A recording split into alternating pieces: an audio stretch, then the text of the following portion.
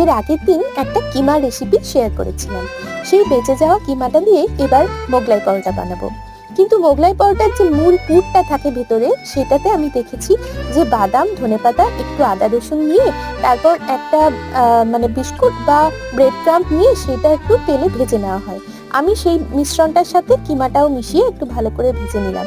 তারপর যেমন করে মোগলাই পরোটা বানাই ঠিক সেরকম ভাবে ফিলিংটা দিয়ে, ডিমের প্রলেপ দিয়ে যেমন করে মুড়ে নেয় সেমনি করে মুড়ে নিয়ে সুন্দর করে ভেজে নিলাম। এক্ষেত্রে আমি কিন্তু ডুবো তেলে ভাজিনি, আর একদম শ্যালো ফ্রাই করেছি। কিন্তু সত্যি বলছি, একদম পুরো দোকানের মোগলাইয়ের মতো টেস্ট হয়েছে। এখানে যদি আমি শুধু কিমাটা দিয়ে বানাতাম তাহলে জানি না হতো কিনা, কিন্তু মোগলাইয়ের যে আসল পুর সেটা দিয়েছিলাম বলে। আর দেখুন কিরকম মুচমুচে হয়েছে, একদম কিন্তু দোকানের মতো খেতে হয়েছিল।